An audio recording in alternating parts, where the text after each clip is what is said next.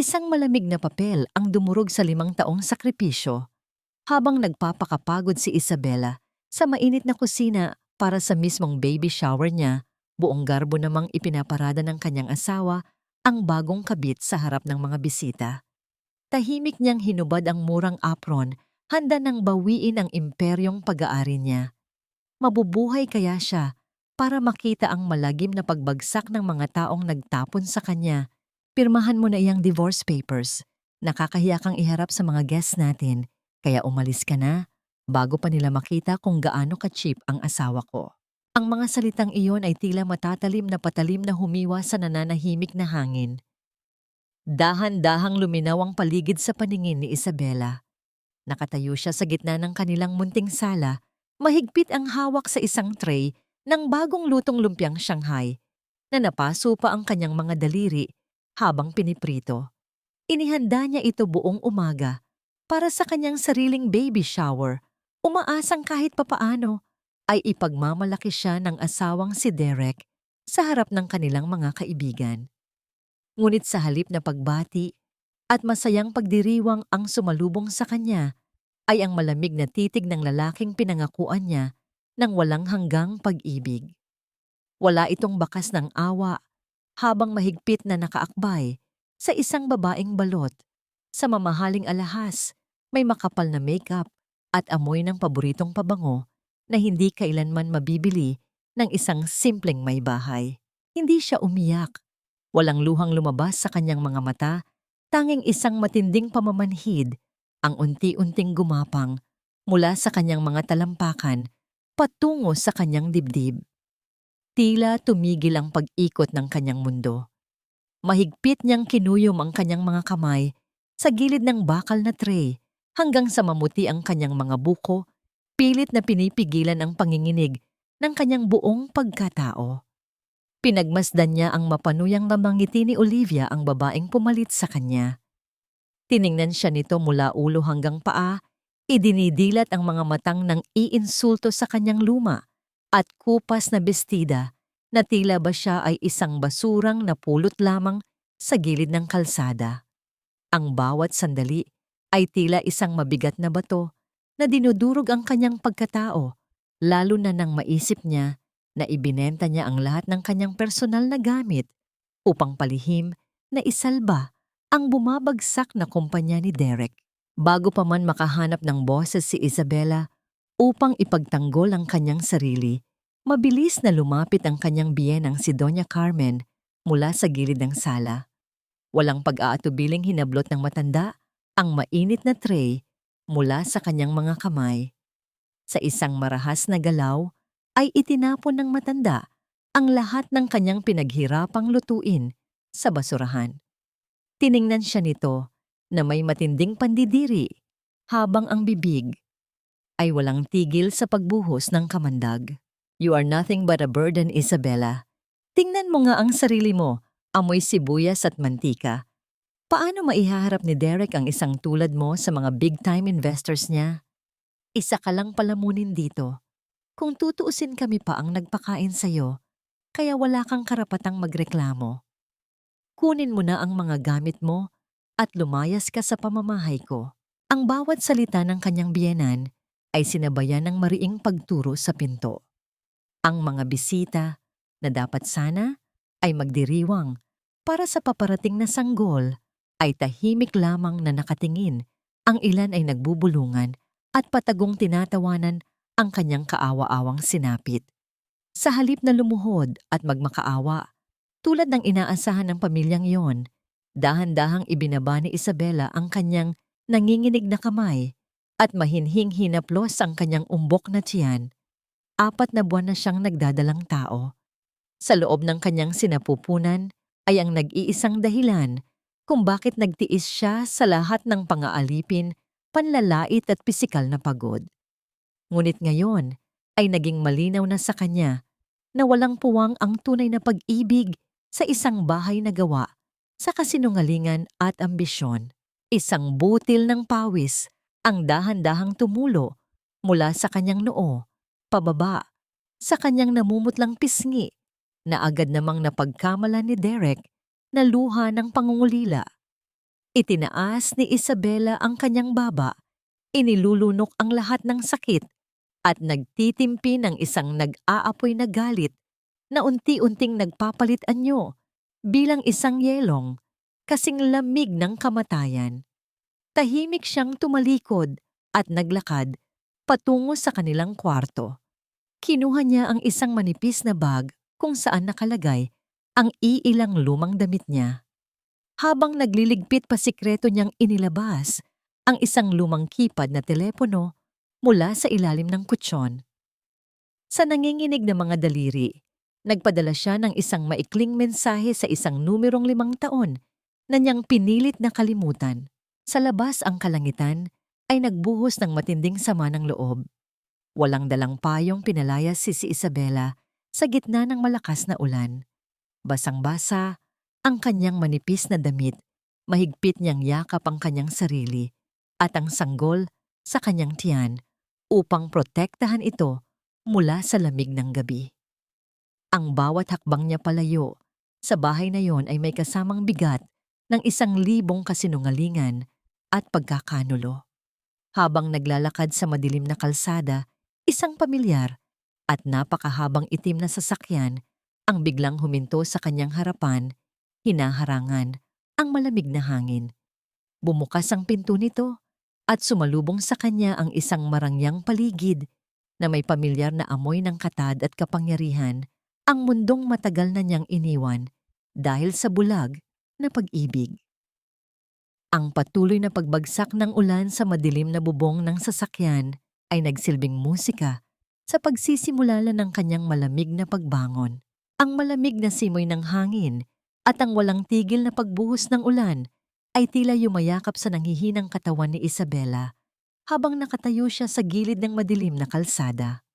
Bago pa man tuluyang bumukas ang pinto ng marangyang itim na sasakyan sa kanyang harapan, na nariwas sa kanyang isipan ang huling tagpo sa loob ng bahay na yon, ilang sandali lamang ang nakalipas.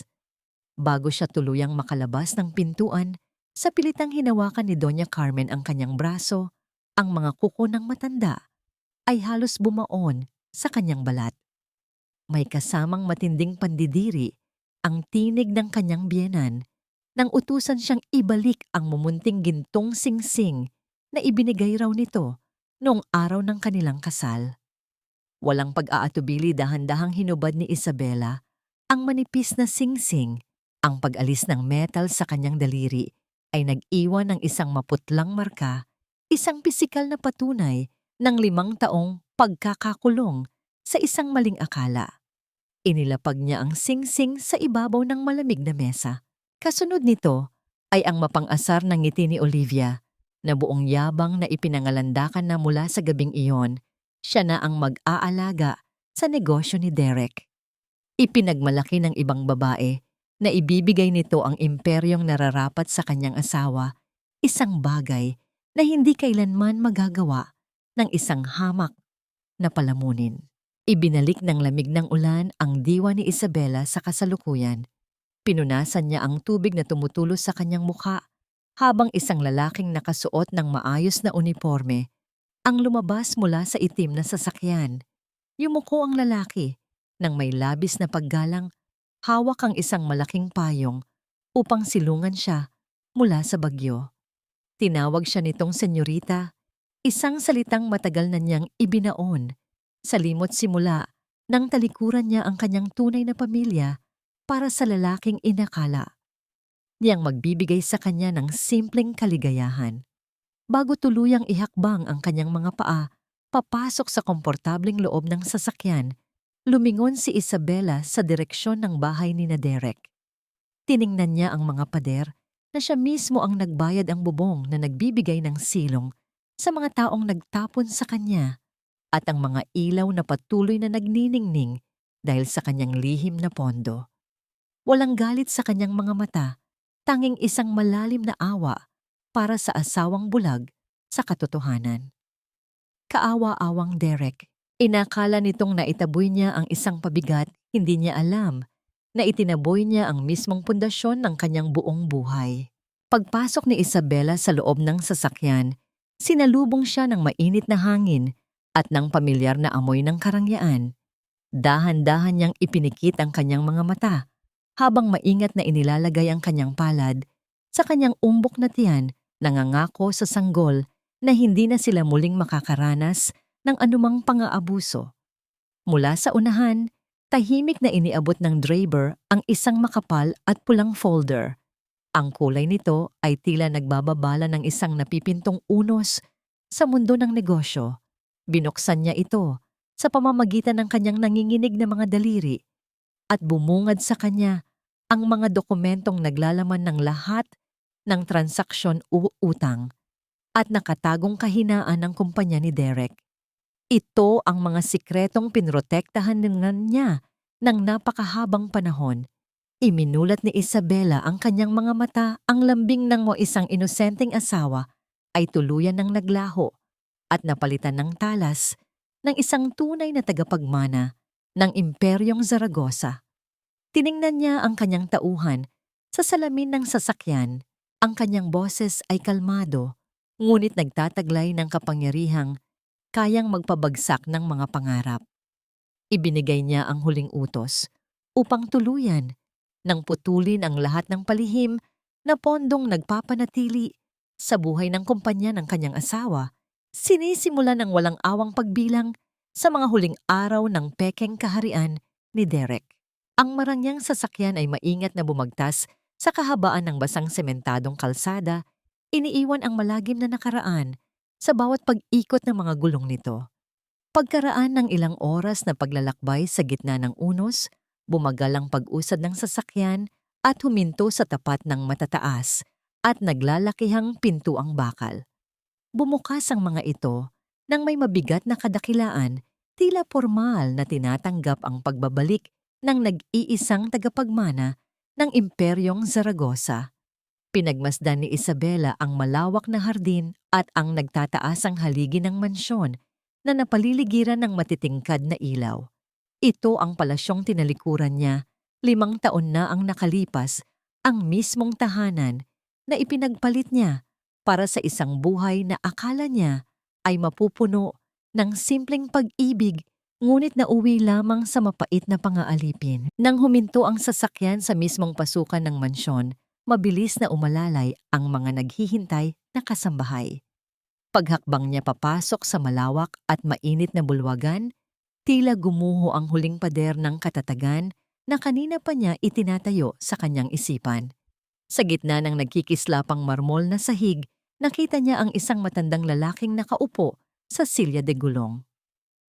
Ang matikas nitong tindig ay nabawasan na ng panahon at ang dating itim na buhok ay napalitan na ng kulay pilak, ngunit ang mga mata nito ay nanatiling puno ng awtoridad at walang hanggang pagmamahal. Si Don Alejandro, ang haligi ng pamilya Zaragoza.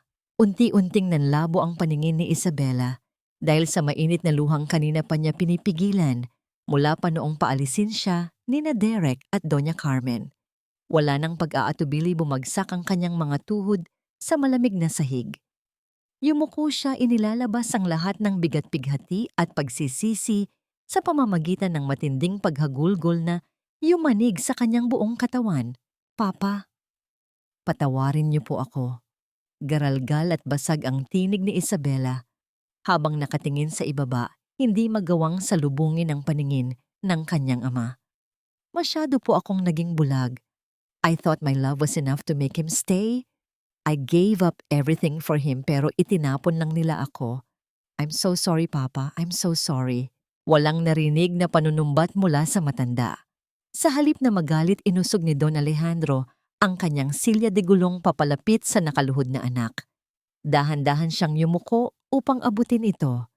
Naramdaman ni Isabela ang panginginig ng magaspang na kamay ng kanyang ama habang marahan nitong pinupunasan ang kanyang buhok na basang-basa ng ulan. Ang hawak na iyon ay nagtataglay ng init na nagpatunaw sa yelong bumalot sa puso ni Isabela sa buong magdamag. Walang kasalanan ang nagmamahal ng totoo, anak. Malumanay at puno ng kalinga ang boses ni Don Alejandro habang pinipilit na itayo ang kanyang prinsesa at yakapin ng mahigpit. They were completely blind to the treasure they held. Ang mahalaga, nakauwi ka na. Nandito na ulit ang papa at hindi ko hahayaang may manakit pa sa inyo ng apo ko. Sa mga bisig ng kanyang ama, nahanap ni Isabela ang kapayapaang matagal na niyang pinapangarap. Ang mga sugat ng pagkakanulo ay tila nilapatan ng lunas ng pagtanggap ng isang magulang. Matapos ang madamdaming tagpong yon agad, na ipinatawag ang pampamilyang doktor ng mga Zaragoza upang suriin ang kalagayan ng tagapagmana at ng sanggol sa kanyang sinapupunan. Sa loob ng isang napakaluwang at komportableng silid na puno ng mababangong bulaklak, tiniyak ng doktor na bagamat ligtas ang bata, ay nagpapakita ng matinding senyales ng pagod at kakulangan sa nutrisyon ang katawan ni Isabela. She needs complete rest, Don Alejandro. Paliwanag ng doktor habang inaayos ang kumot ng natutulog na si Isabela. Masyadong na-stress ang katawan niya sa mga nakaraang buwan, but the baby is a fighter. Kailangan lang niya ng tamang pag-aalaga na nararapat sa kanya. Habang mahimbing na nagpapahinga ang kanyang anak, tahimik na lumabas ng silid si Don Alejandro. Sinalubong siya ng kanyang pinagkakatiwalaang kanang kamay. Nagbago ang timpla ng mukha ng matanda mula sa pagiging isang mapagmahal na ama tungo sa pagiging isang walang awang bilyonaryo. Inutusan niya itong tiyakin na ang kanilang nakatanim na espiya sa loob ng kumpanya ni Derek ay nakabantay sa bawat galaw nito. Pilit na inaalam kung gaano kabilis babagsak ang mga alkantara ngayong inalis na ng tunay na may-ari ang kanilang nag-iisang sandigan. Sa kabilang banda pagsikat ng araw sa syudad, ang matamis na panaginip ni Derek, kasama ang kanyang bagong babae ay biglang nagwakas. Nabulabog ang kanyang mahimbing na tulog nang umilaw ang screen ng kanyang telepono, nagdadala ng isang tawag mula sa kanyang pinakamalaking bangko. Pagbangon niya upang sagutin ito, isang malamig na boses ng kinatawan ng bangko ang naghatid ng balitang tuluyang wawasak sa kanyang umaga. Ipinagbigay alam sa kanya na ang lahat ng mga tsekeng inilabas niya kahapon para sa mga supplier at empleyado ay sunod-sunod na tumalbog dahil sa biglaang pagkaubos ng pondo sa kanyang mga lihim na account. Nikan, habang si Derek ay abala sa pakikipag-usap sa telepono, upang kalmahin ang galit na kinatawan ng bangko, walang kamalay-malay si Olivia. Napapalubog na ang barkong sinasakyan nila. Sa halip na mag-alala, inabala niya ang kanyang sarili sa pag-oorganisa ng isang marangyang party upang ipagdiwang ang kanilang kalayaan mula sa pabigat na si Isabela. Gamit ang credit card ni Derek, walang pakundangan siyang nag-order ng mga mamahaling alak, nagpabook ng catering, at nag-imbita ng lahat ng kanyang mga kaibigan na mayayabang din tulad niya. Ang bahay na dati simple at puno ng amoy ng lutong bahay ay biglang napuno ng ingay ng malakas na tugtugin tawanan at amoy ng mga pabangong nagkakahalaga ng isang buwang sahod.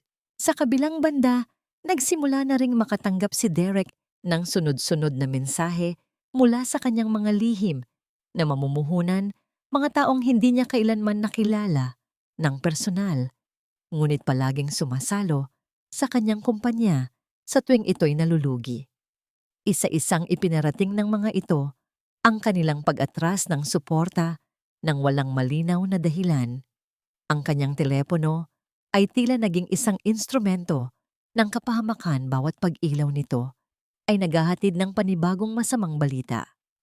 Puno ng pagtataka, hindi niya maiwasang isipin kung paanong biglang bumaliktad ang kanyang swerte sa mismong araw na pinalayas niya si Isabela. Sa gitna ng kaguluhan, pumasok si Doña Carmen sa kanyang opisina sa bahay, dala-dala ang isang baso ng mainit na kape at isang teoryang puno ng kamandag. Mula nang dumating yang babaeng iyan sa buhay mo, wala nang ginawa, kundi bigyan ka ng sakit ng ulo, anak. Panimula ng matanda, habang inilalapag ang tasa sa mesa. Baka naman may dala talagang malas.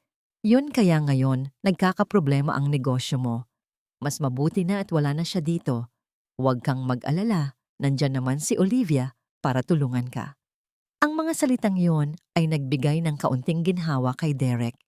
Pinaniwala niya ang kanyang sarili na isa lamang itong pagsubok, isang pansamantalang bagyo na lilipas din sa lalong madaling panahon. Malayo sa impyernong yon, sa loob ng isang tahimik at marangyang silid sa mansyon ng Zaragoza, unti-unting bumabalik ang kinang ni Isabela. Kasama ang mga profesional na tagapag-alaga at stylist na ipinadala ng kanyang ama, dahan-dahan niyang inaalagaan ang kanyang sarili at ang sanggol sa kanyang sinapupunan. Isang masustansyang agahan na inihanda ng isang personal na chef ang kanyang kinain, habang dahan-dahan siyang binibihisan ng isang malambot at eleganteng damit na yari sa pinakamahal na seda. Sa bawat pagsuklay sa kanyang mahabang buhok at paglalagay ng manipis na kolorete sa kanyang muka, unti-unting lumitaw ang ganda ng isang babaeng nagmula sa marangal na pamilya. Tumingin si Isabela sa kanyang refleksyon sa malaking salamin. Hindi na ang babaeng may amoy sibuyas at pagod ang kanyang nakikita, kundi isang reyna na naghahanda para sa kanyang pagbabalik. Habang nag-aayos, binuksan ng kanyang personal na katulong ang isang tablet kung saan nakita niya ang mga larawan ng magarbong party na ipinost ni Olivia sa social media. Nakita niya si Derek na pilit na ngumingiti sa tabi ng babae habang nakataas ang baso ng alak na tila ba ipinagdiriwang ang kanyang pagkawala. Sa halip na masaktan, isang malamig na ngiti ang gumuhit sa mga labi ni Isabela. Hayaan silang magpakasaya sa kanilang pekeng tagumpay. Hayaan silang ubusin ang huling sentimo ng perang nagmula sa kanya. Alam niyang malapit nang matapos ang lahat ng yon. Sa kabilang banda, ipinagtataka ng kanyang ama kung bakit pinili niyang iwan ang 10% ng kanyang shares sa kumpanya ni Derek sa halip na bawiin ang lahat. Ngumiti lamang si Isabela, sinasabing ang maliit na porsyentong yon ang magsisilbing tali sa leeg ng kanyang asawa. Isang paalala na kahit sa huling sandali ng pagbagsak nito, siya pa rin ang may hawak ng lubid. Kinahapunan, habang abala si Derek sa pag-iisip kung paano makakahanap ng bagong pondo, isang malakas na pagkatok sa pinto ang sumira sa katahimikan ng kanyang opisina. Pumasok ang isa sa kanyang mga tauhan, dala ang isang sulat mula sa kanilang pinakamalaking supplier. Binasa ni Derek ang nilalaman nito nang may panginginig ng mga kamay. Nakasaad doon na binibigyan siya ng 24 na oras upang bayaran ang milyon-milyong utang na matagal nang hindi nababayaran. Kung hindi magsasampa sila ng kaso, bukas na bukas din na tiyak na magpapabagsak sa kanyang buong kumpanya. Ideho. Ang sikat ng araw ay hindi nagdala ng pag-asa sa marangyang tahanan ng mga Alcantara, kundi isang mabigat na sumpa na nakasulat sa isang pirasong papel. Mag-isa, sa hapagkainan, nakatitig si Derek sa buwanang ulat ng kanyang credit card na iniabot sa kanya ng kasambahay kaninang umaga. Ang kanyang mga mata ay nanlaki habang sinusuri ang bawat numero. Kalahating milyon. Ganoon kalaki ang inabot ng isang gabi nang walang kwentang pagdiriwang na inorganisa ni Olivia. Unti-unting namula ang kanyang mukha pilit na kinikimkim ang isang matinding galit na nag-uumpisang kumulo sa kanyang dibdib. Habang pinoproblema niya ang papalubog niyang kumpanya at ang mga nagbabantang supplier, heto ang babaeng ipinalit niya sa kanyang asawa, walang pakundangan. Kung magtapon ng salaping, wala naman sila. Mula sa hagdanan, pababang naglalakad si Olivia, suot ang isang manipis at mamahaling pantulog, walang kamlay-malay, sa nagbabadyang unos. Bago pa man ito makalapit, upang batiin siya, inilapag ni Derek ang dokumento sa ibabaw ng mesa nang may diin na nagpapahiwatig ng matinding pagkadismaya. Hiningi niya ang paliwanag ng babae kung bakit umabot sa ganoong halaga ang kanilang gastusin. Sa halip na humingi ng tawad, nagtaas lamang ng kilay si Olivia, tila ba iniinsulto pa ang kakulangan ng pera ng lalaki. Ang tensyon sa pagitan nilang dalawa ay mabilis na napansin ni Doña Carmen na kabababa lamang mula sa kanyang silid. Nang makita ng matanda ang halagang nakasulat sa papel, halos manlaki ang mga mata nito at agad na ibinuhos ang paninisi sa bagong nobya ng kanyang anak. Sinasabi ko na nga ba uubusin mo ang yaman ng anak ko? Nanggigigil na pahayag ni Doña Carmen habang nakaduro ang nanginginig na daliri kay Olivia. Wala ka pang 1 linggo dito, pero ang ginastos mo ay higit pa sa kayang gastusin ni Isabela sa loob ng 1 taon. Wala kang kwentang humawak ng pera. Hindi nagpatalo si Olivia. Ikinuyom niya ang kanyang mga kamao, itinaas ang kanyang baba, at tiningnan ng matanda ng isang napakalamig na titig. Excuse me, tita, pero sanay po ako sa marangyang buhay. My family is wealthy, and I only deserve the best. Huwag niyo akong ikumpara sa cheap at dugyot na asawa ng anak niyo. Kung ganyan kayo mamroblema sa maliit na halaga, fine, babayaran ko yan pagdating ng allowance ko from my daddy. Tinalikuran ni Olivia ang mag-ina at padabog na naglakad pabalik sa kanyang kwarto. Pagsara niya ng pinto, mabilis na nawala ang tapang sa kanyang mukha. Nanginginig siyang napasandal sa pader nang biglang umilaw ang screen ng kanyang telepono na nasa ibabaw ng kama. Nakita niya ang isang hindi kilalang numero na nagpapadala ng sunod-sunod na mensahe, nagbabanta at humihingi ng kabayaran para sa mga lumang utang na matagal na niyang tinatakasan. Mahigpit niyang yinakap ang kanyang sarili, pinagpapawisan ng malamig. Ang pagpapanggap bilang isang anak mayaman ay unti-unti nang bumibigat at alam niyang kailangan niyang makakuha ng malaking pera mula kay Derek bago mabunyag ang kanyang tunay na pagkatao. Samantala sa loob ng kanyang opisina, pilit na hinahanapan ni Derek ng solusyon ang naghihingalo niyang negosyo. Pagod na pagod at puyat, inutusan niya ang kanyang sekretarya na ipagtimpla siya ng kape upang pawiin ang sakit ng kanyang ulo. Nang ibigay sa kanya ang mainit na inumin, agad siyang sumimsim upang gumaan ang kanyang pakiramdam. Ngunit sa pagdampi pa lamang ng likido, sa kanyang dila, isang matapang at mapait na lasa ang gumuhit sa kanyang lalamunan. Ipinikit niya ang kanyang mga mata at sa isang mabilis na sandali, isang alaala ang sumagi sa kanyang isipan. Naalala niya si Isabela, ang kanyang asawa, ang tanging nakakaalam ng eksaktong timpla ng kanyang kape, ang tamang init at ang tamang tamis na palaging nagpapakalma sa kanya tuwing siya ay pagod. Isang maliit ngunit malalim na kirot ng pangungulila ang dumaan sa kanyang puso. Isang katotohanang hindi niya gustong aminin na sa pagkawala ng babaeng tinawag niyang pabigat, nawala rin ang kaisa-isang taong tunay na nag-aalaga sa kanya. Sa kabilang dako ng lungsod, nakaupo si Isabela sa likod ng isang malapad na mesang yari sa pinakamahal na kahoy na paliligiran ng mga matataas na opisyal ng Imperyong Zaragoza. Suot ang isang eleganteng kasuotan na nagtatago sa kanyang lumalaking tiyan, tahimik niyang pinapakinggan ang ulat ng kanyang mga tauhan. Ipinakita sa kanya ang mga datos kung paano nagkukumahog si Derek na lumapit sa iba't ibang institusyon upang mangutang. Dahan-dahang inilagay ni Isabela ang kanyang kamay sa kanyang sinapupunan nang maramdaman niya ang mahinang pagsipa ng kanyang sanggol. Ito ang nagbigay sa kanya ng lakas upang bumuo ng isang desisyong magpapabago sa buhay ng lahat.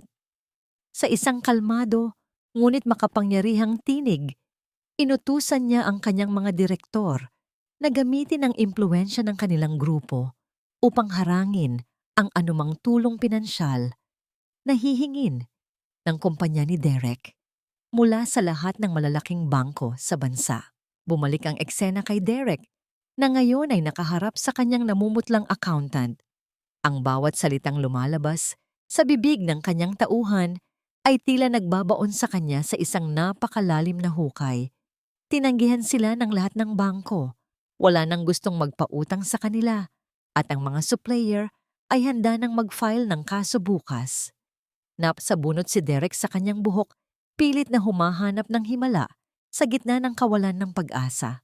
Sir, may isa pa po tayong huling pag-asa. Nanginginig na suhestyon ng kanyang accountant habang inilalapag ang isang imbitasyon sa ibabaw ng mesa. Ang Zaragoza Group of Companies, Sila lamang ang may sapat na yaman upang bilhin ang mga utang natin at iligtas ang kumpanya.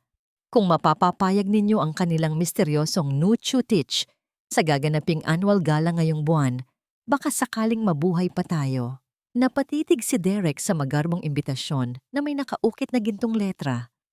Hindi niya alam na ang kaligtasang kanyang inaasam ay ang mismong impyernong inihanda para sa kanya ng babaeng itinapon niya sa ulan. Sa kailaliman ng gabi, ang katahimikan ng bahay na dati ay binalot ng pagmamahal ni Isabela ay tila naging isang malamig na libingan ng mga alaala.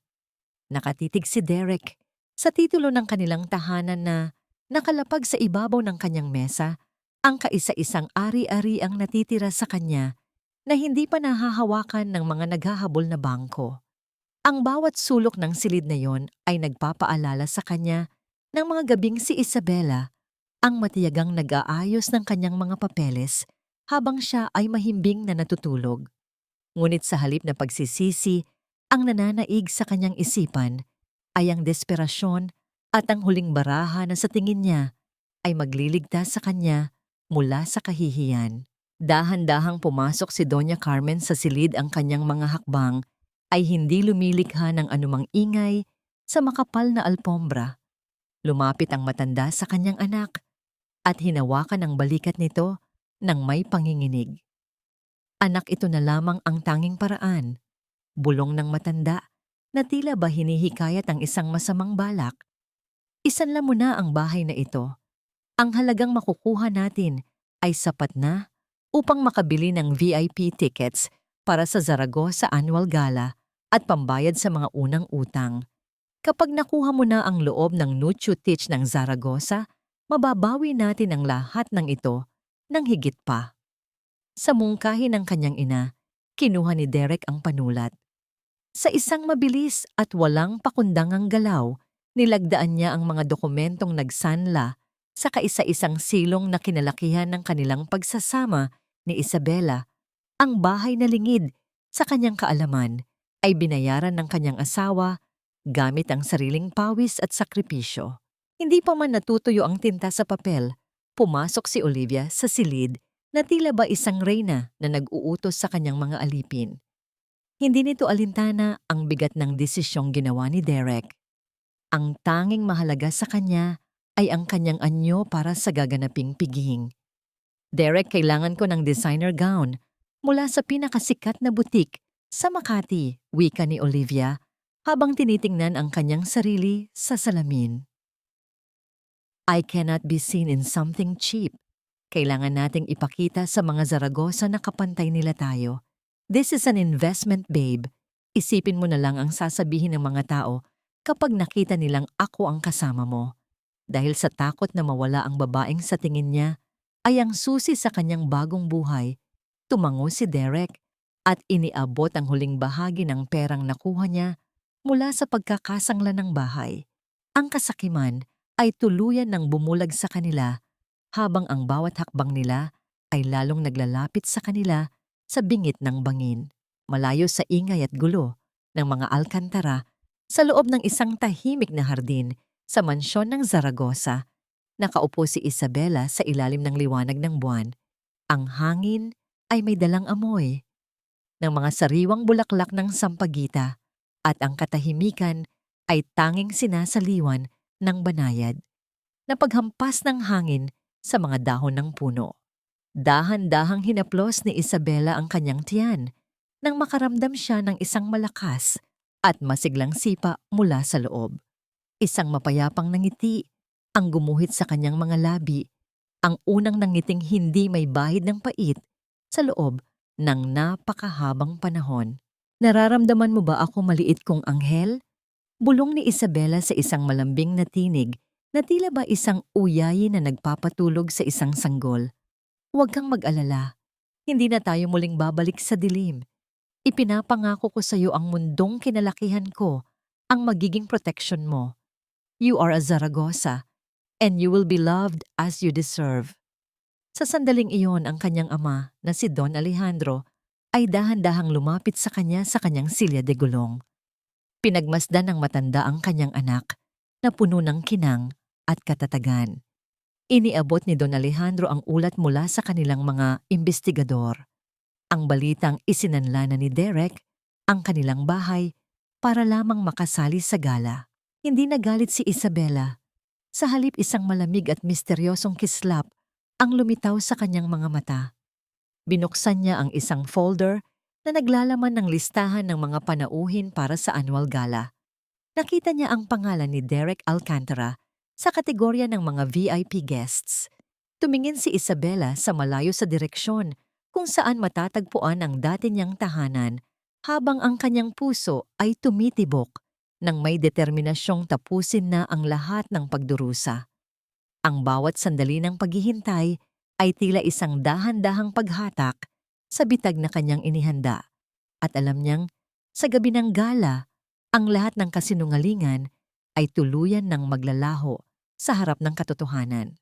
Pagkatapos ng ilang araw, habang ang lungsod ay abala sa paghahanda para sa pinakamalaking kaganapan sa mundo ng negosyo, nakatanggap si Derek ng isang kumpirmasyon sa pamamagitan ng email.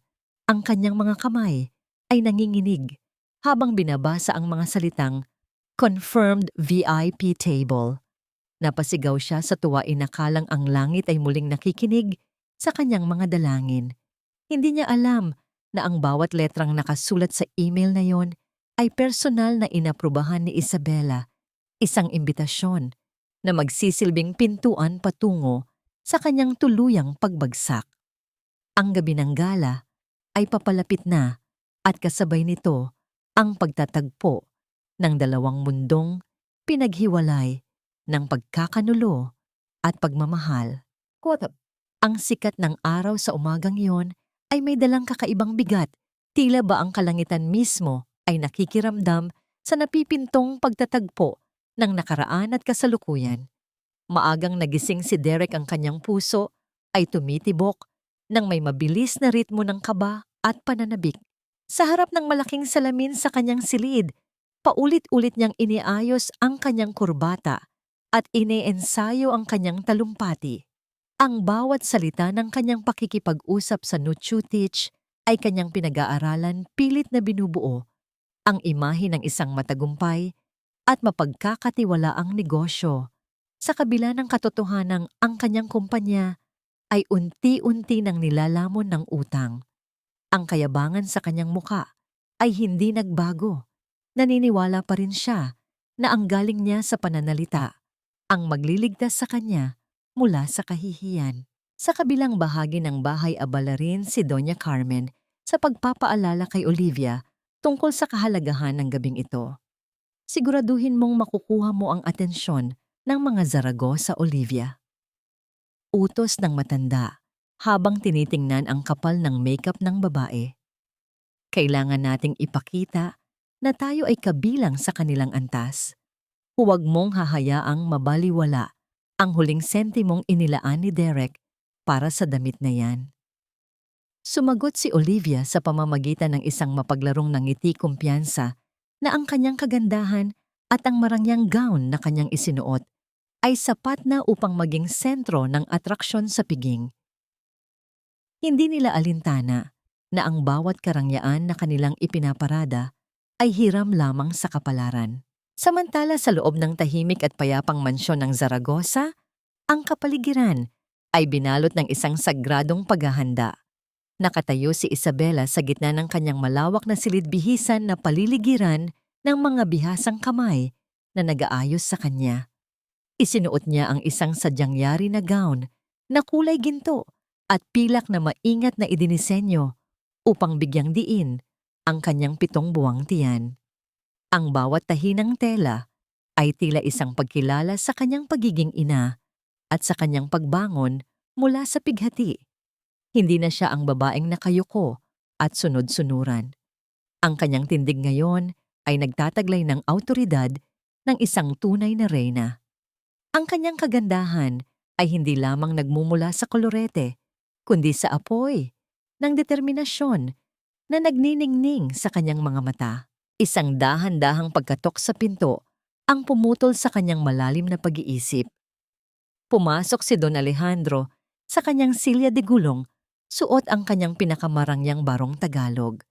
Napahinto ang matanda nang makita ang kanyang anak, ang kanyang mga mata ay nangilid sa luha ng paghanga at galit para sa mga taong nagtangkang sumira sa hiyas ng kanyang buhay. Lumapit si Isabela at lumuhod sa tabi ng kanyang ama. Sa isang napakahalagang sandali, dahan-dahang inayos ni Don Alejandro ang kwintas na brilyante sa leeg ni Isabela. Naramdaman ni Isabela ang panginginig ng mga daliri ng kanyang ama, isang pagpapakita ng pagmamahal na higit pa sa anumang kayamanan. Tandaan mo anak, bulong ni Don Alejandro habang hinahaplos ang pisngi ni Isabela. Ang tunay mong halaga ay hindi na susukat sa mga alahas na ito. Ito ay nasa iyong katatagan at sa puso mong marunong magmahal. Handa ka na bang harapin ang iyong nakaraan? Isang matatag na tango lamang ang isinagot ni Isabela, isang panata, na sa gabing ito, ang lahat ng pagdurusa ay matatapos na. Nang sumapit ang gabi, ang labas ng marangyang hotel kung saan gaganapin ang gala ay napuno ng mga nagniningning na sasakyan at mga taong nakasuot ng pinakamagara nilang damit. Ang mahinang ugong ng mga makina ng sasakyan ay humahalo sa bawat pagbaba ng mga panauhin sa pulang alpombra. Dumating ang sasakyang kinalululanan ni Derek at Olivia, isang sadyang kintab na kotse na kailangan nilang isanla muli bukas. Puno ng yabang na bumaba si Derek at inalalayan si Olivia, inakalang sila ang magiging bituin sa loob. Sa eksaktong sandaling iyon, ang mahaba at itim na limousine ng mga Zaragoza ay dahan-dahang huminto. Sa tapat ng entrance, ang bintana nito ay nanatiling nakasara. Kaya naman hindi nakita ni Derek kung sino ang nasa loob, kahit na ilang pulgada lamang ang layo nila sa isa't isa. Ang tensyon sa pagitan ng dalawang mundo ay tila isang kuryenteng gumagapang sa hangin. Pumasok sina Derek at Olivia sa loob ng malaking bulwagan na mangha sa lawak at kislap ng mga chandelier na tila mga bituin na bumaba sa lupa. Habang abala sila sa paghahanap ng kanilang VIP table, ang boses ng MC ay dahan-dahang umalingaw-ngaw sa buong silid, hinihiling ang atensyon ng lahat. Ang mga ilaw ay unti-unting namatay at ang tanging nanatiling nagniningning ay ang gitnang hagdanan ng hotel. Ladies and gentlemen, panimula ng MC ng may malakas na awtoridad. Maraming salamat sa inyong pagdalo. Ngayong gabi, isang espesyal na anunsyo ang aming gagawin. Nais naming ipakilala sa inyo ang bagong CEO at ang nag-iisang tagapagmana ng Zaragoza Group of Companies na siyang magdadala sa ating imperyo sa mas matatayog na pangarap. Ang bawat mata sa loob ng bulwagan ay nakatuon sa itaas ng hagdanan. Ang puso ni Derek ay tila tumigil sa pagtibok habang hinihintay ang paglabas ng babaeng inakala niyang magiging kaligtasan niya.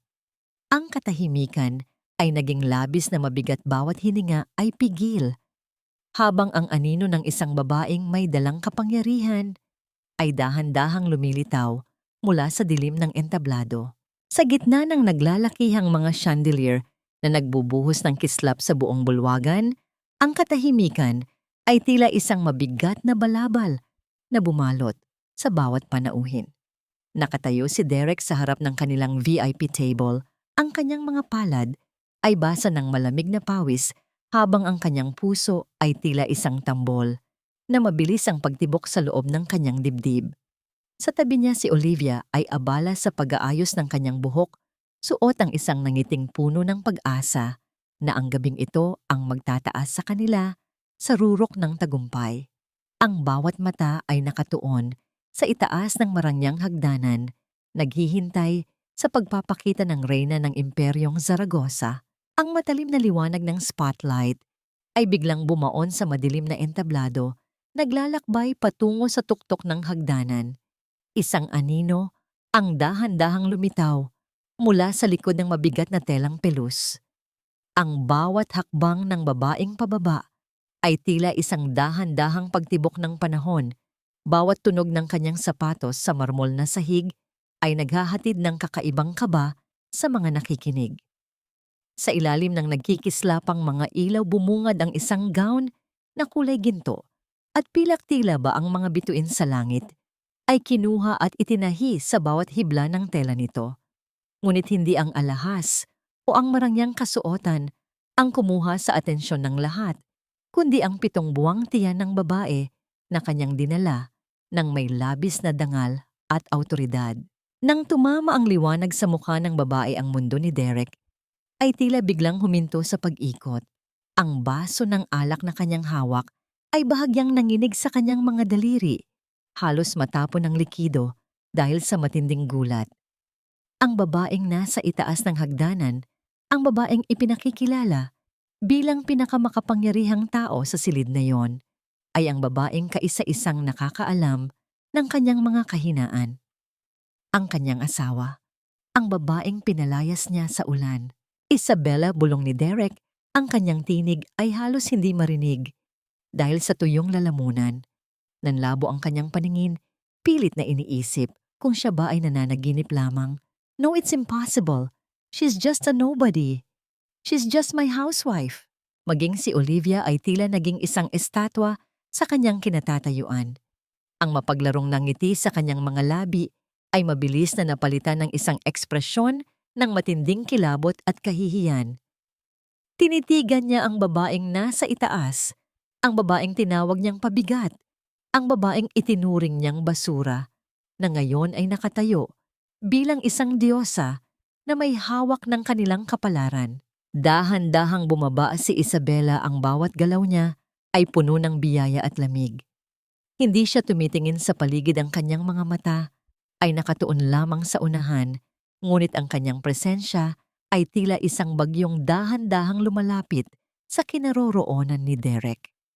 Ang bawat hininga sa loob ng bulwagan ay tila naging sagrado, walang sino man ang nangahas na magsalita habang ang reyna ay naglalakad sa gitna ng kanyang mga nasasakupan. Nang makarating si Isabela sa huling baitang ng hagdanan ng MC, ay muling nagsalita ang kanyang boses, ay puno ng paghanga at paggalang. Ladies and gentlemen, let us all welcome the chairperson of the Zaragoza Group of Companies, Madam Isabela Zaragoza. Ang pangalang iyon ay tila isang kulog na umalingaw-ngaw sa pandinig ni Derek, nagwawasak sa huling piraso ng kanyang kayabangan. Napahawak siya sa gilid ng mesa upang hindi mabuwal. Ang lahat ng mga plano niya, ang lahat ng mga pagsisikap niyang isalba ang kanyang kumpanya sa pamamagitan ng paglapit sa mga Zaragoza ay nauwi sa isang malagim na katotohanan. Ang kaligtasang kanyang hinahanap ay nasa kamay ng babaeng kanyang tinalikuran. Sa kabila ng matinding takot, isang desperadong ideya ang sumagi sa isipan ni Derek. Inakala niya na dahil naging asawa niya ito ng 5 taon, ay kaya pa niya itong paikutin. Gamit ang huling lakas ng kanyang kapalaluan, dahan-dahan siyang humakbang palabas mula sa kanilang VIP table. Habang naglalakad si Isabela patungo sa gitna ng entablado, humarang si Derek sa kanyang dinadaanan. Inabot niya ang kamay ni Isabela sa harap ng lahat ng mga nagmamasid na negosyante at matataas na opisyal. Isabela. Mahal ko, wika ni Derek sa isang pilit na malambing na tono habang ang kanyang mga mata ay nagsusumamo ng kaligtasan. Bakit hindi mo sinabi sa akin, I was so worried about you. Come on, let's go home. I didn't mean those things. Asawa mo pa rin ako. Huminto si Isabela sa kanyang paglalakad. Dahan-dahan niyang ibinaba ang kanyang tingin sa kamay ni Derek na nakahawak sa kanyang braso bago muling tumingin sa mga mata ng lalaking minahal niya nang higit pa sa kanyang sarili. Ang kanyang mga mata ay walang bakas ng galit, tanging isang napakalalim at nakakapanindig balahibong lamig. Ang malamig na titig ni Isabela ay tila isang matalim na yelo na bumaon sa puso ni Derek, nagpapahinto sa anumang init ng pag-asa na pilit nitong binubuo. Dahan-dahan niyang inalis ang kanyang braso mula sa pagkakahawak ng lalaki, isang kilos na puno ng pagkasuklam na tila ba ang balat ni Derek ay nagdadala ng isang nakakahawang sakit. Ang buong bulwagan ay binalot ng isang nakabibinging katahimikan, Bawat panauhin ay nakatuon ng pansin sa gitna ng entablado, naghihintay sa susunod na kabanata ng iskandalong ito. I'm sorry, Mr. Alcantara. Panimula ni Isabela ang kanyang boses ay malinaw, matatag at nagtataglay ng kapangyarihang hindi kailanman nakita ni Derek noong sila ay magkasama pa. We are in a professional gathering of the most respected business leaders in the country. I do not appreciate such familiarity and disrespect from someone I barely know. Security, please check if this man is truly on the guest list. Ang mga salitang yon ay tila isang malakas na sampal na nagpalingon sa mukha ni Derek sa harap ng lahat. Isabela, what are you saying? Asawa mo, ako, don't do this to me. Sigaw ni Derek. Ang kanyang desperasyon ay tuluyan ng lumabas pilit na kumakapit sa huling hibla ng kanyang dignidad. I know I made a mistake, pero buntis ka sa anak ko. You can't just deny me. Isang malamig na ngiti ang gumuhit sa mga labi ni Isabela. Sa halip na sumagot ng direkta, itinaas niya ang kanyang kamay at itinuro ang malaking digital screen sa likod ng entablado. Sa isang sandali, ang screen ay napuno ng mga dokumento, bank statements at mga legal na kasunduan. Ang bawat numero at letrang nakasulat doon ay nagsilbing isang matalim na espada na humiwa sa bawat kasinungalingan ni Derek. Ladies and gentlemen, wika ni Isabela habang humaharap sa madla. Ang kanyang boses ay tila isang reynang nagbabasa ng hatol. Mr. Derek Alcantara claims to be a successful businessman, but the truth is, for 5 years, his company, his lifestyle, and even the clothes he is wearing tonight were funded by my private trust fund. He threw me out of our home because he thought I was a penniless burden, not knowing that I was the very person keeping him afloat. Isang sama-samang pigil na hininga ang nagmula sa mga panauhin. Ang mga bulungan ay tila isang dahan-dahang pag-agos ng tubig na lumulunod sa huling pag-asa ni Derek. Sa gilid ng entablado, si Olivia ay nanginginig sa takot at kahihiyan, pilit na nagtatago sa likod ng iba pang mga panauhin. Ngunit hindi siya nakaligtas sa talas ng paningin ni Isabela. Inutusan ni Isabela ang kanyang assistant na ilabas ang isa pang dokumento, ang ulat ng mga utang ni Olivia, na nagpapatunay na isa lamang itong social climber na nagtatago sa likod ng mga pekeng alahas. And as for your companion, Mr. Alcantara, dagdag ni Isabela. Ang kanyang tingin ay bumaling kay Olivia na tila ba tinitingnan ng isang maruming insekto. I hope you enjoy the bankruptcy that is coming your way. Because tonight I am officially withdrawing all my support and I am seizing every asset that is under the name of Zaragoza Group, including the house where your mother is currently staying. Nanlambot ang mga tuhod ni Derek.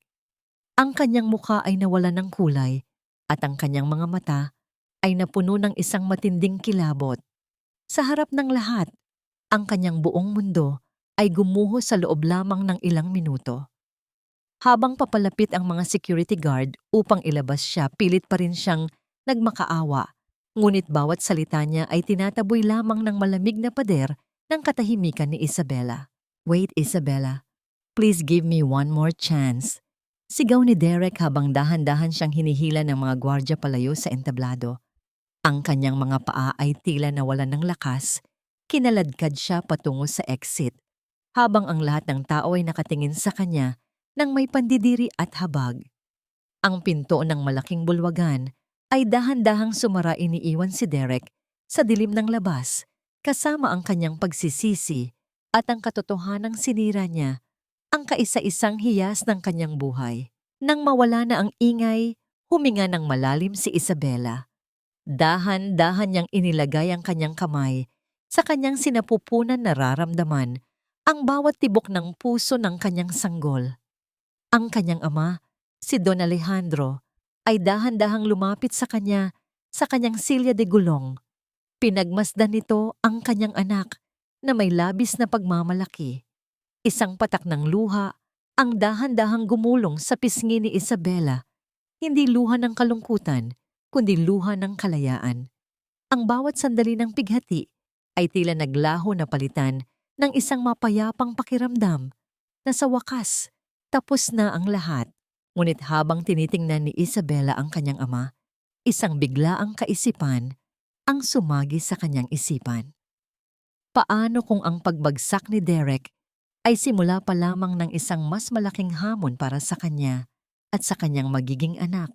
Ang malamig na hangin sa labas ng hotel ay tila nanunuot sa buto ni Derek habang nakatayo siya sa gilid ng kalsada, basang-basa ng pawis at nanginginig sa matinding kahihiyan.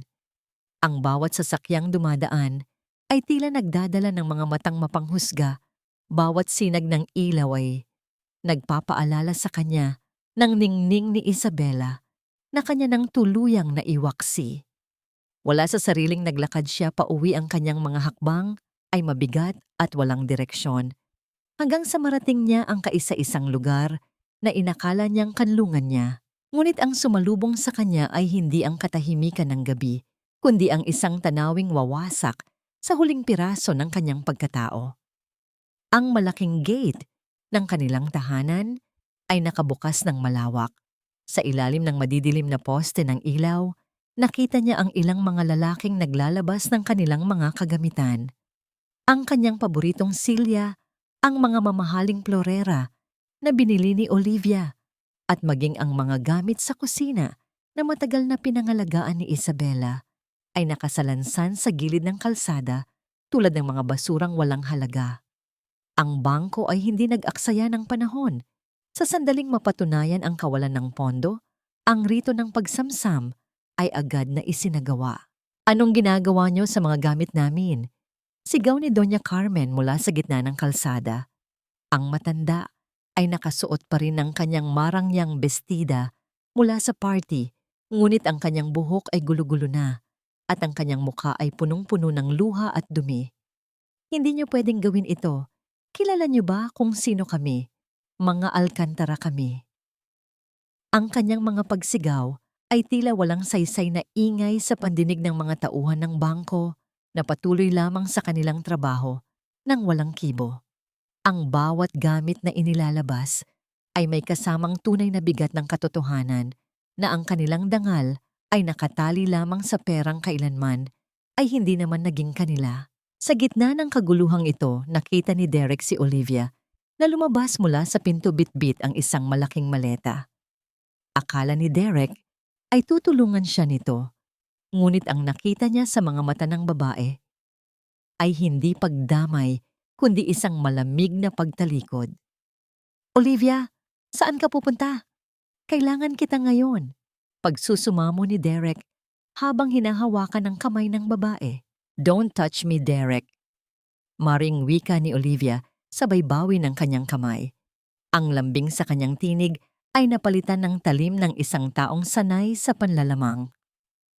"Look at this mess, inakala kong sasaluhin mo ako sa karangyaan, pero isa ka lang palang talunan na nakasandal sa asawa. I have to look for myself. My daddy's friends will never see me like this." Nang hindi man lamang lumingon, sumakay si Olivia sa isang naghihintay na taxi, dala ang huling natitirang pera sa pitaka ni Derek, na palihim niyang kinuha bago lumabas. Naiwan si Derek na nakatayo sa malamig na semento. Ang bawat patak ng ulan na nagsisimulang mahulog ay tila mga luhang hindi niya mailabas. Naalala niya ang lumang apron ni Isabela na nakasabit pa rin sa isang sulok ng isipan niya. Ang apron na may amoy ng pagmamahal na kanyang tinalikuran para sa isang huwad na ginto. Habang ang impyerno ay uentunting lumalamon sa mga Alcantara, sa loob ng tahimik at payapang silid sa mansyon ng Zaragoza, nakahiga si Isabela. Ang kanyang ama ay kailan lamang lumabas matapos siyang halikan sa noo at batiin ng magandang gabi. Ngunit sa gitna ng katahimikan, isang biglaang pangyayari ang yumanig sa kanyang katawan. Isang matalim at hindi maipaliwanag na kirot ang gumuhit sa kanyang ibabang bahagi ng tiyan. Ang kanyang hininga ay biglang nagmabilis at ang kanyang mga kamay ay napakapit ng mahigpit sa malambot na kumot. "Wag ngayon, maliit kong Aurora. Wag muna ngayon." Bulong ni Isabela habang pilit na kinakalma ang kanyang sarili. Ang pawis ay nagsimulang mamuo sa kanyang noo sa kabila ng lamig ng aircon. Ang bawat sandali ng matinding stress na hinarap niya kanina sa gala ay tila naniningil na sa kanyang katawan. Ang kirot ay muling bumalik mas matindi at mas mahaba kaysa sa nauna nagpaparamdam na ang kanyang sanggol ay hindi na makapaghihintay sa takdang panahon. Sa gitna ng dilim, habang pilit niyang inaabot ang baton upang humingi ng tulong isang tanong, ang pilit na bumabalot sa kanyang isipan, kakayanin ba ng kanyang katawan na isilang ang bagong pag-asa sa gitna ng panghihina ng kanyang puso? Paano? Sa loob ng isang silid na binalot ng amoy ng gamot at malamig na hanging galing sa aparato, ang bawat pag-ilaw ng monitor sa gilid ng kama ay tila isang mabilis na paalala ng bawat segundong lumilipas sa gitna ng pag-aagaw buhay at pag-asa. Nakahiga si Isabela, ang kanyang mga daliri ay mahigpit na nakakapit sa gilid ng bakal na kama, habang ang bawat pag-urong ng kanyang sinapupunan ay tila isang malakas na alon na pilit siyang nilalamon sa gitna ng karagatan ng sakit. Ang pawis ay walang tigil sa pagdaloy mula sa kanyang noo, humahalo sa mga luhang hindi na niya mapigilan. Ngunit sa gitna ng matinding paghihirap na ito, naramdaman niya ang isang mainit at nanginginig na kamay na humawak sa kanya. Ang kanyang ama, si Don Alejandro, ay hindi umalis sa kanyang tabi. Ang matanda ay walang imik, ngunit ang higpit ng hawak nito at ang panalangin sa kanyang mga mata ay nagsilbing angkla ni Isabela upang huwag tuluyang sumuko. Kaya mo ito, anak. Nandito ang papa, hindi kita iiwan. Bulong ni Don Alejandro sa isang tinig na basag dahil sa matinding pag-aalala. Ang bawat buntong hininga ng matanda ay punong-puno ng pagsisisi na hinayaan niyang malayo ang kanyang anak sa loob ng 5 taon, ngunit punong-puno rin ng pasasalamat na binigyan pa sila ng pagkakataon ng tadhana.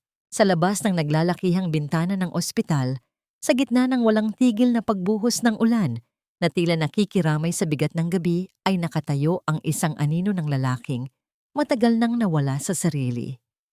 Si Derek ay nakatayo sa tapat ng entrance ng ospital, basang-basa at nanginginig, hindi dahil sa lamig, kundi dahil sa matinding takot na baka ito na ang huling pagkakataon na makita niya ang kanyang asawa. Sinubukan niyang pumasok, ngunit ang mga gwardyang inutusan ni Don Alejandro ay tila mga pader na bakal na hindi nagpapatinag. Wala siyang karapatan. Wala siyang mukhang maihaharap. Ang tanging nagagawa niya ay ang tumingala sa isang maliwanag na bintana sa ikatlong palapag, pilit na dinidinig ang katahimikan ng gabi at ang bawat patak ng ulan na tila bumubulong ng kanyang mga pagkakasala. Ang kanyang puso ay punong-puno ng pait habang iniisip na sa loob ng silid na iyon ang kanyang anak ay isinisilang nang wala siya sa piling nito. Bumalik ang eksena sa loob ng delivery room kung saan ang tensyon ay umabot na sa rurok. Ang bawat hininga ni Isabela ay tila isang panalangin. Bawat sigaw ay isang pagpapalaya sa lahat ng pait na kinimkim niya sa loob ng 5 taon. Sa isang huling matinding pagsisikap, ang katahimikan ng silid ay biglang naputol ng isang bagong tunog, isang malakas at masiglang yak na tila isang pagsabog ng liwanag sa gitna ng madilim na gabi. Ang unang tinig ng sanggol ay nagpatahimik sa lahat ng ingay ng nakaraan. Dahan-dahang inilapag ng nurse ang isang maliit, mapula at napakagandang sanggol sa dibdib ni Isabela.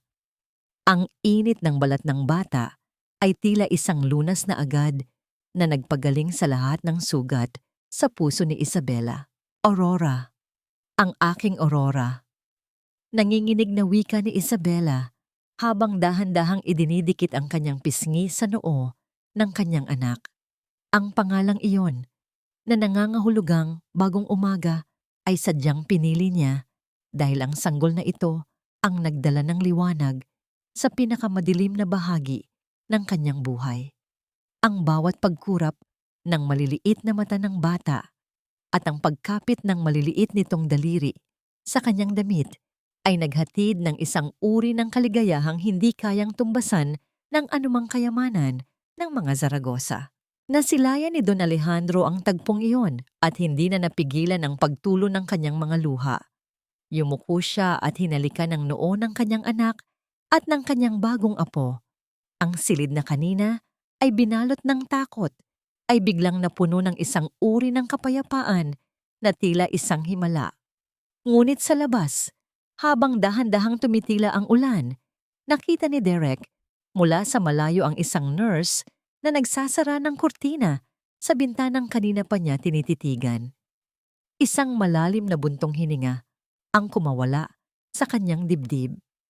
Kinuha niya ang isang basang piraso ng papel mula sa kanyang bulsa, isang sulat na hindi niya alam kung kailan o paano maibibigay. Sa huling sandali, bago siya tuluyang maglaho sa dilim ng kalsada, iniwan niya ang sulat sa isang sulok ng nurse station, isang huling bakas ng kanyang pag-iral bago siya tuluyang maging isang estranghero sa buhay ng babaeng sinayang niya. Ang paglipas ng ilang buwan ay tila naging isang banayad na agos ng tubig na dahan-dahang nagbubura sa mga bakas ng pait sa dalampasigan ng buhay ni Isabela. Sa loob ng kanyang malawak na opisina sa mansyon ng Zaragoza, ang sikat ng araw ay himalayang pumapasok sa malalaking bintana, nagbibigay ng init sa bawat sulok ng silid na puno ng amoy ng mga bagong pitas na bulaklak at gatas ng sanggol. Hawak ni Isabela ang isang eleganteng panulat, ang kanyang mga mata ay nakatuon sa isang legal na dokumento na matagal na niyang hinintay. Ito ang formal na anunsyo'y ng kanilang annulment ni Derek. Sa bawat titik ng kanyang pangalan na isinusulat niya sa papel, nararamdaman niya ang dahan-dahang pagluwag ng isang napakabigat na kadena na 5 taon ding pumigil sa kanyang paghinga. Bago niya tuluyang itabi ang mga papeles, kinuha ni Isabela ang isang luma at bahagyang lukot na sobre mula sa kanyang drawer, ang sulat na iniwan ni Derek sa ospital nung gabing isilang si Aurora. Sa loob ng mahabang panahon ay hindi niya ito binuksan, natatakot na baka muling bumalik ang galit. Ngunit ngayong malaya na siya, dahan-dahan niyang inilabas ang papel. Ang sulat kamay ni Derek ay hindi na katulad ng dati. Ito ay nanginginig at tila ba bawat salita ay may dalang bigat ng pagsisisi. Isabela. Panimula ng sulat, I don't expect your forgiveness. I know I was a monster who traded a diamond for a piece of cheap glass. I spent years looking for success, only to realize that the only success I ever had was you, and I threw it away. I saw the light in your window that night at the hospital, and I knew I didn't deserve to be in that room. I am leaving Isabela. I'm going far away where no one knows the man who failed the only woman who loved him truly. I promise I will never bother you or our daughter again. You are free and I am finally paying for my sins in the silence of my own regret. Isang malalim na buntong hininga ang kumawala sa dibdib ni Isabela habang dahan-dahang ibinabalik ang sulat sa loob ng kahon. Hindi niya alam kung nasaan si Derek at sa unang pagkakataon, hindi na mahalaga sa kanya ang sagot. Ang pagpapatawad na nararamdaman niya ay hindi para kay Derek, kundi para sa kanyang sarili, upang tuluyan na niyang maiwan ang lahat ng pighati sa nakaraan. Kasabay ng pagtatapos ng kanyang ugnayan kay Derek, nakatanggap din siya ng ulat tungkol kay Doña Carmen. Ang matandang reyna na dati ay nag-uutos ng may labis na kayabangan ay dahan-dahan ng kinakain ng sarili niyang karma. Matapos mawala ang lahat ng kanilang kayamanan, inabando na rin siya ng kanyang iba pang mga anak na ayaw madamay sa kahihiyan. Ngayon, si Doña Carmen ay nananatili sa isang simpleng home for the aged, isang pasilidad na pinatatakbo ng simbahan. Ang babaeng dati ay hindi makahawak ng sariling baso, ay ngayon ay mag-isang kumakain sa isang maliit na tray, hinihintay ang mga bisitang kailanman ay hindi darating. Hinarap ni Isabela ang huling bahagi ng kanyang mga dokumento, ang paglilipat ng huling 10% ng kanyang mga shares sa kumpanya ni Derek patungo sa isang charitable institution para sa mga inabandonang ina. Sa pagpirma niya sa huling pahina, ang tunog ng panulat sa papel ay tila isang formal na pagpindot sa buton ng kalayaan. Wala na siyang anumang ugnayan sa mga alkantara. Ang bawat sentimo, bawat alaala, at bawat sakit ay tuluyan na niyang naisuko sa tadhana. Dahan-dahan siyang tumayo at lumakad patungo sa balkonahe kung saan nakita niya ang kanyang ama na si Don Alejandro na masayang pinapanood ang maliit na si Aurora na mahimbing na natutulog sa loob ng kanyang magarbong duyan. Ang init ng araw ay tila isang pagbati mula sa langit nagpapatunay na matapos ang pinakamadilim na bagyo ang isang bagong umaga ay palaging naghihintay. Tumingin si Isabela sa malayo sa direksyon kung saan ang dagat at langit ay nagtatagpo habang ang kanyang puso ay tumitibok nang may kapayapaang hindi na muling mabubuwag ng sinuman. Lumipas ang 5 taon na tila isang mabilis na paglipat ng mga pahina sa isang makapal na aklat ng buhay. Ang hardinin ng Mansyong Zaragoza ay muling napuno ng buhay hindi dahil sa marangyang handaan, kundi dahil sa tunog ng malambing na tawanan ng isang 5 taong gulang na batang babae. Si Aurora na may mga matang nagniningning tulad ng sa kanyang ina, ay masayang humahabol sa mga paru-paro sa gitna ng mga namumukadkad na rosas. Pinagmamasdan siya ni Isabela mula sa balkonahe suot ang isang simpleng puting bestida na nagpapakita ng kanyang likas na ganda at kapayapaan. Wala na ang bakas ng pagod at pait sa kanyang mga mata. Ang tanging nananatili ay ang kinang ng isang babaeng nahanap na ang kanyang tunay na tahanan sa loob ng kanyang sarili. Dahan-dahang lumapit si Don Alejandro sa kanyang silya de gulong. Ang kanyang mukha ay puno ng matinding katuwaan habang pinagmamasdan ng kanyang apo. "She looks exactly like you when you were a child, Isabela." Wika ng matanda habang hinahawakan ang kamay ng kanyang anak. Puno ng pangarap at walang takot sa mundo. Ngumiti si Isabela at dahan-dahang sumandal sa balikat ng kanyang ama. "Dahil tinuruan niyo akong bumangon, Papa. Dahil ipinakita niyo sa akin na ang pag-ibig ay hindi dapat maging isang kulungan." Sa mga sandaling iyon, dahan-dahang sumagi sa isipan ni Isabela ang 3 mahahalagang katanungan na matagal ding naglaro sa kanyang puso. Una, napatawad na ba niya? Ang sagot ay dahan-dahang dumaloy sa kanyang isipan tulad ng isang banayad na hangin. Oo, napatawad na niya si Derek.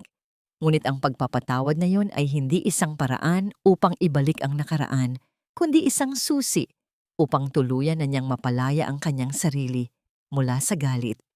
Hindi na siya nagtatanim ng sama ng loob dahil ang puot ay isang mabigat na bagahe na ayaw na niyang dalhin sa hinaharap ni Aurora. Ang kanyang pagpapatawad ay ang huling regalong ibinigay niya sa kanyang sarili. Pangalawa, nahanap ba niya ang kapayapaan higit pa sa sapat ang kapayapaang tinatamasa niya ngayon? Ang kanyang kapayapaan ay hindi matatagpuan sa kanyang bank account o sa titulong chairperson ng Zaragoza Group. Ito ay matatagpuan sa bawat mahimbing na tulog ni Aurora, sa bawat ngiti ng kanyang ama, at sa bawat umagang nagigising siyang alam niyang sapat siya kahit wala ang pagkilala ng isang lalaki. Ang katahimikan ng kanyang gabi ay hindi na binalot ng takot kundi ng pasasalamat. Pangatlo, anong aral ang maiiwan sa lahat? Natutunan ni Isabela na ang halaga ng isang babae ay hindi nasusukat sa kung gaano siya kahusay magsilbi sa isang asawang hindi marunong rumespeto. Ang sakripisyo ay marangal, ngunit ang pagpapaubaya sa sariling dangal ay isang malaking pagkakamali. Ang tunay na yaman ay ang katatagan ng loob na talikuran ng isang relasyong unti-unting pumapatay sa iyong kaluluwa at ang lakas na magsimula muli kahit sa gitna ng kawalan. Malayo sa marangyang buhay ng mga Zaragoza sa isang maingay at maduming kalsada, sa kabilang bahagi ng lungsod, isang lalaking may marungis na damit at magaspang na kamay ang dahan-dahang nagwawalis ng kalsada. Si Derek na ngayon ay nabubuhay sa barya-baryang kita mula sa pagtatrabaho sa munisipyo ay napahinto sa kanyang ginagawa. Tumingala siya sa isang naglalakihang billboard sa tapat ng kalsada. Doon ay nakita niya ang larawan ni Isabela, maganda makapangyarihan at may ngiting punong-puno ng tunay na kaligayahan. Isang malalim at masakit na buntong hininga ang kumawala sa kanyang dibdib. Dahan-dahan niyang ibinaba ang kanyang tingin sa kanyang maduming mga kamay bago muling ipinagpatuloy ang kanyang pagwawalis. Ang bawat dumi na kanyang nililinis ay tila isang paalala ng hiyas na kanyang itinapon sa basurahan, isang kayamanan na kailanman ay hindi na niya muling mahahawakan. Bumalik ang eksena kina Isabela at Aurora. Ang araw ay dahan-dahan nang lumulubog nagpipinta ng mga kulay rosas at lila sa kalangitan. Binuhat ni Isabela ang kanyang anak at mahigpit itong nirep sa kanyang mga bisig. Habang sila ay naglalakad pabalik sa loob ng kanilang tahanan, ang liwanag ng mansyon ay tila isang parola na naghahatid ng init sa kanilang bawat hakbang.